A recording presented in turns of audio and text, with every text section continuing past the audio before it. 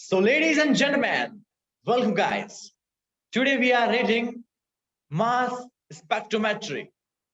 Okay, so let's go on the mass spectrometry. So, let's get started with your introduction to mass spectrometry. Simply, you can say like that: mass spectrometry is an analytical technique that used to measure the mass to charge ratio of ions. Please remember this word: mass to charge ratio of ions. Okay, mass to charge ratio of ions. The results are typically presented as mass spectrum, a plot of intensity as a function to mass of charge ratio. So simply you can say mass spectrum means mass to charge ratio, okay, of ions. Please remember, like if you want to find any, you can say mass spectrometry of any specific element, then just check, just put the mass, okay, then divide with charge ratio, okay, the ratio of the charge. Then simply you will find what is the charge ratio. Simply you can say mass spectrometry, okay.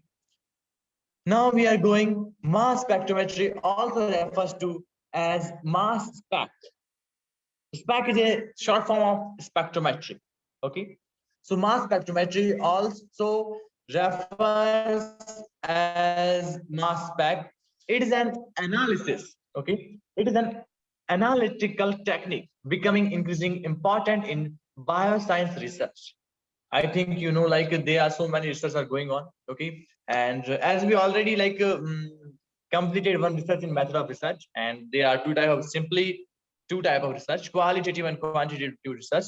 So as it is like mass spectrometry also used in which research? Bioscience research. Okay, got it. And mass spectrometry have another name also. What? Mass spec. Got it, guys? Now we are coming to what is mass spectrometry. So you can say simply mass spectrometry used to measure mass of different molecule, okay, within the same sample. Like think this is a sample, okay, this is a sample, and you are measuring means calculating the mass of different molecule, like carbon, hydrogen, oxygen, hydrogen, helium, lithium, beryllium, boron, carbon, nitrogen, oxygen, fluorine, neon, sodium, magnesium, aluminum, silicon, phosphorus, sulfur, chlorine, argon, potassium, calcium, scandium, titanium, vanadium, chromium, magnesium, like that. Okay. So it's approximately 118 or 19 elements. Okay. So even large biomolecules like proteins are identifiable by mass. Okay. Please remember, like biomolecules are two types of biomolecules are present. First biomolecule is macrobiomolecule and second is microbiomolecule. Macrobiomolecule means like the biomolecule which has mass more than 1000 Dalton, and microbiomolecule means the biomolecule which have mass less than 1000 Dalton. Okay, guys.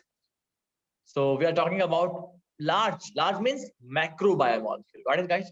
Like protein are macrobiomolecule, are identifiable by mass, which means that biologists can perform some interesting experiment using mass spectrometry. Okay, mass spectrometry means mass upon charge ratio. Got it? Potentially adding a new dimension to a research. Okay, mass spectrometry can add a, you can say simply, new perspective and new dimension also. Like you are thinking in the way ABCD. Okay, but after doing mass spectrometry, like you will definitely gain some point. Okay, and maybe your research will go in a different direction, but that will gain, or simply you can say give the right result that can help us in the future. Okay, guys. Simply, now there are three stages of spectrometry. First is ionization, okay, and second, third, and tell by Akhil Tirgar. Okay, so molecule and sample are vaporized. Vaporized means they are going to vaporize. They're converted from gas phase to simply you can say converting from liquid to gas phase. That is called vaporization. Okay. Then an electron beam bombard the vapor, which convert vapor to ions. Okay. First, you can say like we are doing vaporization, like we are converting liquid into gas. Okay. And then the vapor, okay, bombard it into the electrons. And after bombardment, the vapor gets converted into ions. Because spectrometry measures the mass of charged particle, only ion will be detected. You can only detect ions, okay, not the mass.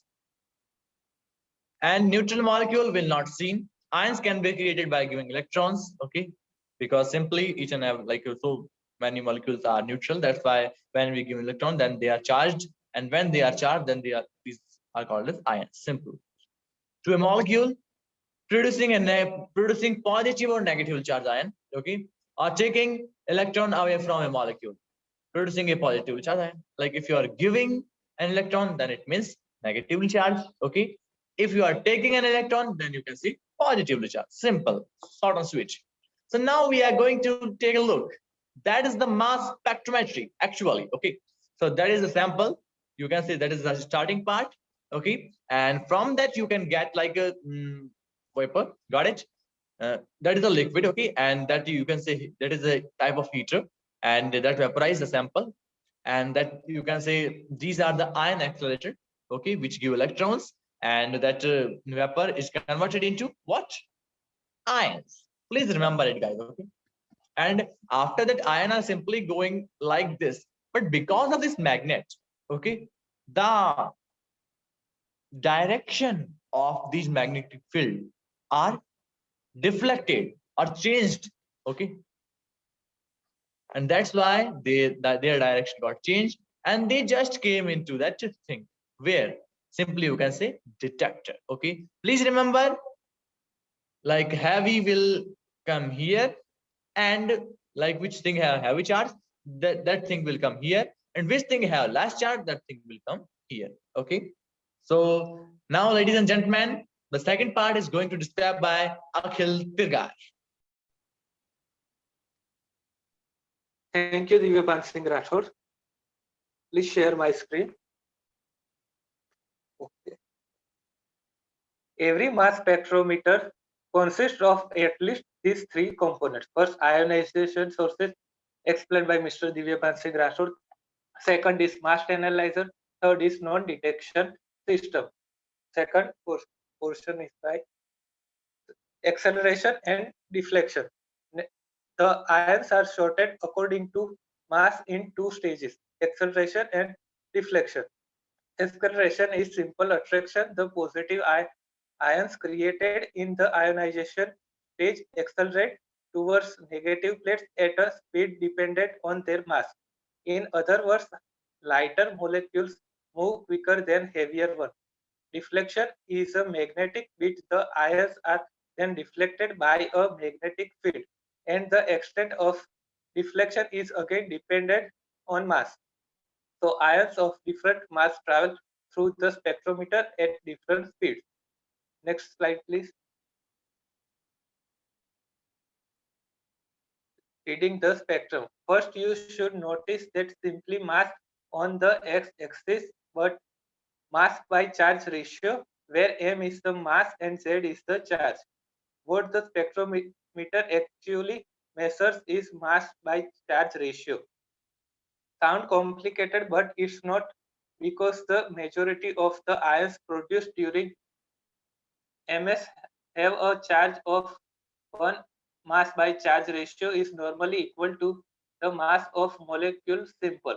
The basic principle of a mass spectrometer generates the multiple ions from the sample under investigation.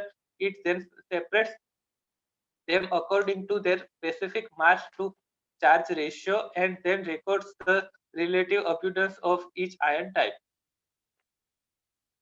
Is mass spectroscopy